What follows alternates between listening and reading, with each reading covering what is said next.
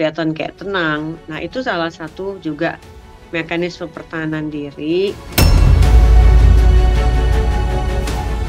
Ya, sampai 20 tahun penjara. Karena nggak main-main hukumannya, seperti itu. Terkait dengan aliran dan sebagainya, kami tidak bisa menjawab di sini.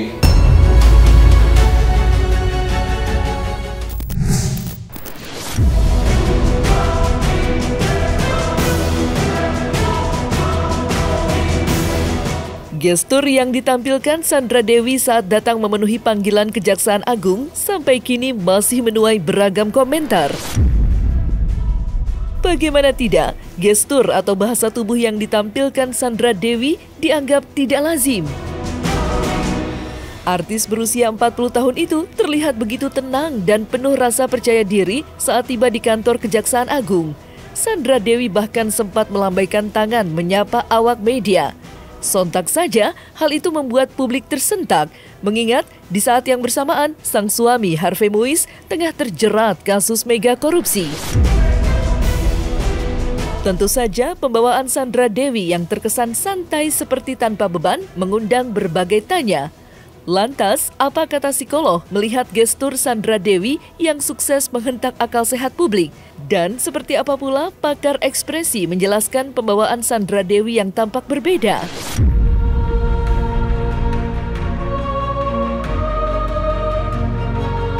Manusia itu cenderung melakukan yang disebut mekanisme pertahanan diri, defense mechanism.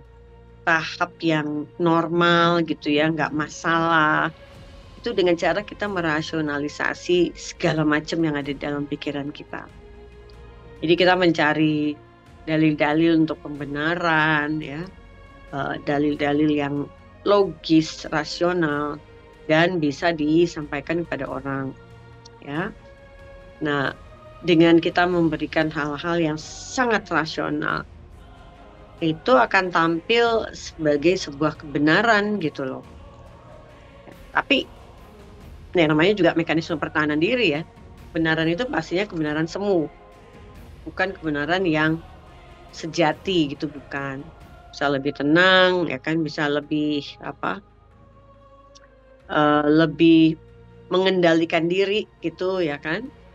Dan akhirnya punya keberanian untuk ketemu orang, misalnya ketemu wartawan. Kelihatan kayak tenang. Nah, itu salah satu juga mekanisme pertahanan diri.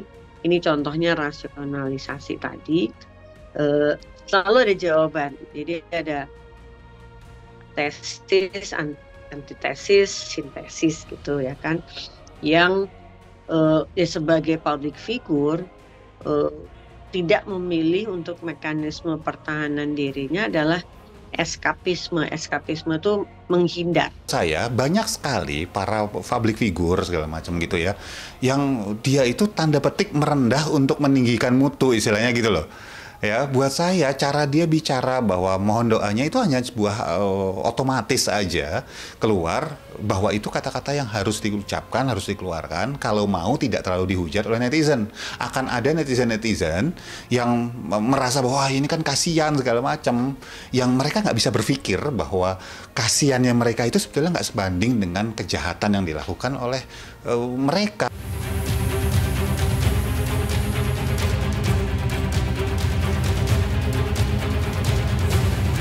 Kehadiran Sandra Dewi untuk memenuhi panggilan Kejaksaan Agung terkait kasus mega korupsi yang menjerat suaminya Harvey Muiz seperti kian mendekatkan sang artis dengan nasib yang dialami suaminya.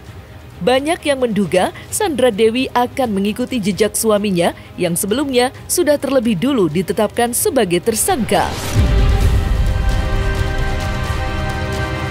Jika nantinya benar, Sandra Dewi terbukti menikmati aliran dana hasil korupsi yang dilakukan suaminya, maka ancaman hukumannya tidak main-main, yakni 20 tahun penjara. Setidaknya, itulah yang dipaparkan sejumlah pakar hukum melihat kasus mega korupsi yang disebut-sebut sebagai yang terbesar dalam sejarah Indonesia. Sebab tindak kejahatan korupsi yang dilakukan berjamaah itu telah merugikan uang negara hingga mencapai 271 triliun.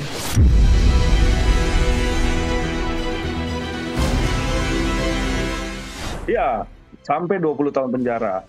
Karena nggak main-main hukumannya, seperti itu. Bahkan dijadikan bisnis yang sifatnya adalah tidak secara transparan. Nah, tentunya Sandra Dewi masuk ke dalam tindak pidana juga ikut serta dalam hal pencucian uang, ikut dalam korupsi, tindak pidana korupsi. Terkait dengan aliran dan sebagainya kami tidak bisa menjawab di sini. Bahkan semua rekening, bahkan adanya uang-uang yang dia terima dari suaminya, tentunya ini akan mempercepat proses hukumnya. Artinya semakin jelas. Tapi ternyata kalau memang dia tidak bisa mengembalikan dan ternyata disinyalir ada dana yang juga ada di Sandra Dewi, tentunya Sandra Dewi bisa ikut terlibat dalam hal ini. Ya, pasal TPPU kan tidak bisa berdiri sendiri. Pasal 345 ini kan.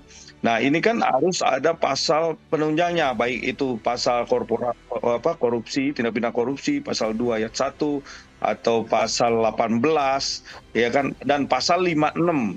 Nah, ini kan harus dibuktikan secara pasalnya itu bahwa mereka ikut serta nggak dalam tindak pidana ini. Nah, itu harus dibuktikan secara sah dan nyata. Nah, setelah itu penyidik juga harus menyimpulkan juga dalam hal pembuktian bahwa benar Sandra Dewi itu melakukan tindak pidana pencucian uang. Setelah itu pihak kejaksaan punya cukup bukti yang disinyalir ada di Sandra Dewi, ya bisa saja Sandra Dewi terlibat dalam hal ini, dalam proses pencucian uang dan tindak pidana korupsi. Saya rasa tindakan penyidik memanggil istri daripada salah satu tersangka yang artis ini, saya kira itu sudah tepat ya. Pemanggilan terhadap yang bersangkutan itu sangat tepat sekali karena orang terdekat dari suami itu adalah istri. Jadi kalau istri dipanggil Kejaksaan Agung untuk dikonfirmasi atau didalami terkait sejauh mana pengetahuannya tentang perbuatan suami, saya kira itu clear secara hukum karena memang dibolehkan ya, dipanggil untuk diperiksa dan seterusnya. Tujuannya untuk apa? Untuk mengumpulkan barang bukti. Dengan barang bukti itu nanti membuat terang suatu peristiwa yang disangkakan. Toh nanti kalau misalkan dari proses pengambilan keterangan itu ditemukan bukti-bukti bahwa ada dugaan keterlibatan si artis itu misalkan, ya saya kira penyidik pasti akan meningkatkan statusnya dari saksi menjadi tersangka. Untuk ditingkatkan menjadi tersangka, saya kira penyidik pun juga akan sangat profesional soal itu. Jadi saya kira ini bagian daripada hukum acara pidana. Saksi dipanggil, dimintai keterangannya, dengan keterangan tersebut apakah bisa didapatkan sebuah bukti tentang keterlibatan saksi ini terhadap peristiwa hukum atau peristiwa pidana yang disangkakan kepada orang lain atau misalkan katakanlah kepada suaminya misalkan seperti itu. Jadi ini hal yang biasa saja di dalam proses hukum. Di era yang serba terbuka seperti saat ini saya kira kejaksaan sangat transparan, sangat profesionalisme. Kalau hubungannya relasi ya, hubungannya itu adalah hubungan keluarga suami istri atau semendan ya, yang bisa dikejar terkait dengan Harvey Muiz ini yang pasti istri.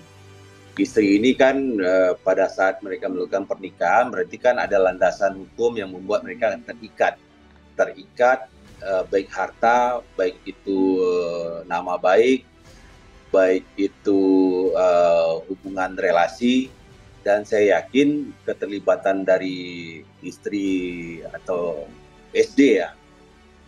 SD ini boleh dikatakan keterlibatan langsung atau tidak langsung.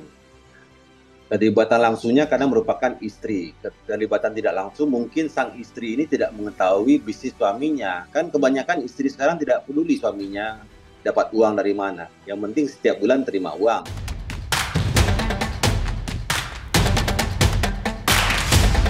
Melihat lebih dekat kasus yang dialami suami Sandra Dewi, Harvey Muiz, maka dapat dipastikan jika tidak hanya ancaman pidana alias kurungan penjara yang mengintainya, tetapi juga terancam dimiskinkan aset dan harta kekayaan yang dimilikinya.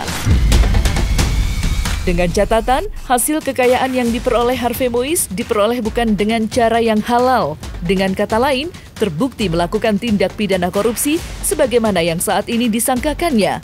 Maka penyitaan aset dan harta kekayaan lainnya kini ikut membayangi Sandra Dewi. Dan berikut penjelasan pakar hukum saat disinggung mengenai kemungkinan penyidik Kejaksaan Agung akan menyita aset Harvey Mois dan istrinya Sandra Dewi jika terbukti Sandra Dewi ikut menikmati aliran dana dari sang suami. Pengembangan dari kasusnya HM sendiri, suaminya dari Sandra Dewi, apakah aliran-aliran dana ataupun dana-dana dalam bentuk baik itu dana tunai ataupun dana rekening yang disinyalir juga akan ke pihak-pihak lain. Tentunya kalau sampai ke keluarganya, ke temannya, atau bahkan ke orang tuanya pun, semua itu harus disita. Makanya itu harus cepat-cepat dibekukan, disita, ya kan? Barang itu ditariklah ke kejaksaan, nanti kan diverifikasi seperti apa kan pengembangannya, seperti itu. Karena dana-dana itu pasti tidak mungkin terlihat dalam bentuk nilainya kecil, karena kan ini cukup fantastis ya. Nah ini kan juga besar. Nah di sini mulai pengembangannya kan juga dari bawah ke atas.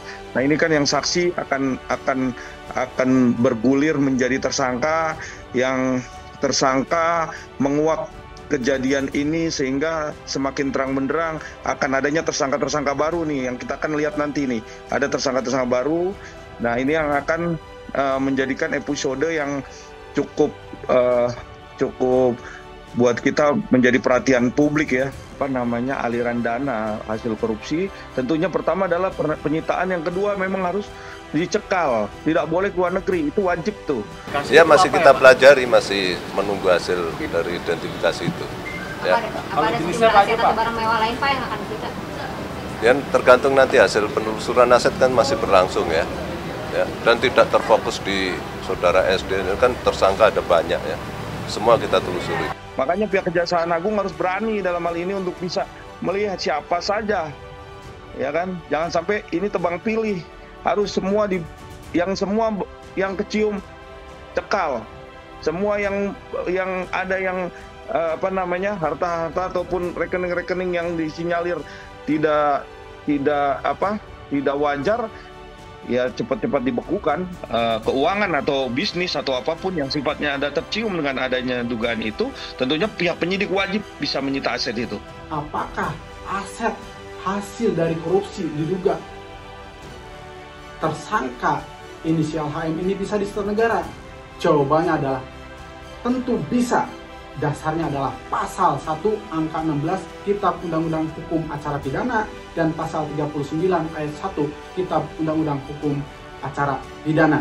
Jadi sudah dipastikan bahwa semua aliran dana korupsi, aset-aset baik itu bergerak atau tidak bergerak yang ada kaitannya dengan hasil korupsi bisa dilakukan penyitaan oleh negara. Sesungguhnya pencuri tetapi membungkus dirinya menjadi orang-orang yang baik, sopan, sufi, dan seperti orang berhasil gitu. Ini adalah pemutarbalikan logika-logika moral di tengah-tengah bangsa bahwa berhasil itu adalah materi. Berhasil itu adalah memberikan jet, memberikan mobil-mobil mewah untuk keluarga. Ini sudah memutarbalikkan nilai-nilai moral. Kita harus lawan itu. Intinya, kejahatan yang sudah dibuktikan dari penyidikan dan insya Allah nanti di penuntutan serta keputusan, kita harap segera dimiskinkan mereka-mereka itu. Kalau memang istri dan atau suaminya mendapat uang aliran dengan tidak mengetahui, tidak sengaja, atau ukurannya masih rasionalitas untuk orang timur, itu masih bisa dimaafkan. Tapi kalau sudah dapat 5 tahun berturut-turut jumlahnya menjadi ratusan miliar, itu kan tidak rasional gitu.